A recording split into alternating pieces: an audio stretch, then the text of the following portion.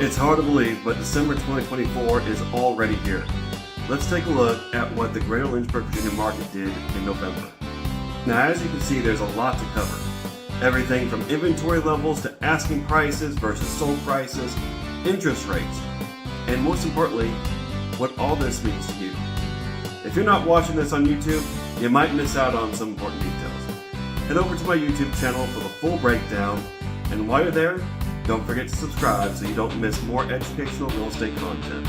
Alright, here's the rundown. November, we had 683 homes on the market for a population of about 226,000 people here in the Greater Lynchburg area. No change from October. New listings dropped 29% as we moved into the holiday season. Homes under contract also dropped, down 38% compared to October. And here's an interesting stat. Only 66 homes came back on the market, a 77% decrease. This suggests that fewer deals fell through, with buyers and sellers finding more common ground at the negotiation table. Price adjustments were steady, 11 price increases, which is the same as October, 25% fewer price cuts as sellers adjusted to meet market expectations. When it came to how long homes are sitting, the average days on market was 35.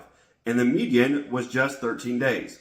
That means half the homes sold in under 13 days. Still quick, even though it's longer than last year's numbers. We also saw a slight dip in sales volume, with an 18% drop in homes sold. But prices continued to rise. The median sold price per square foot increased by 3.9%, now sitting at $168. The median asking price also rose 7.1%, year over year to $299,900. And the median sold price came in just below at $297,000, which is up 6.1% from last year. That means home values have increased 6.1%. This shows buyers aren't negotiating much on price, but are likely working on other terms in the contract.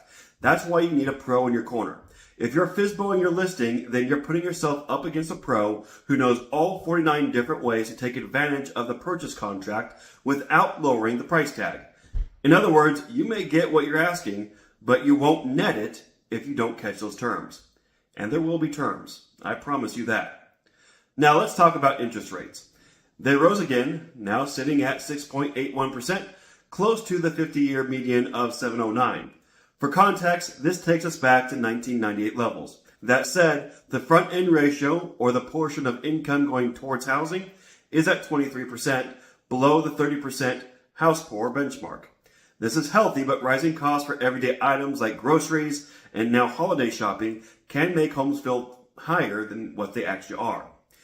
Looking at the bigger picture, even if the market faced a correction, which current data does not support, it wouldn't drastically lower home prices.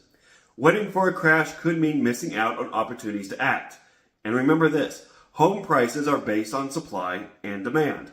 Our population is growing, the demand, faster than homes being built, the supply. So I'm betting that home prices will continue to rise rapidly in our area. So here's the bottom line.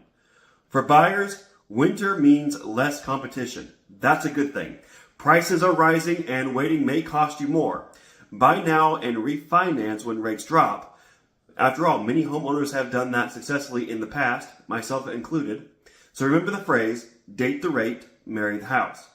For sellers, demand is strong. Serious buyers are out now, making this a great time to list if you're planning to move. You don't have to worry about the tire kickers in the winter. And don't forget, subscribe so you have the advantage. Until next time, live, dream, own. Own your path, own your home, own your future.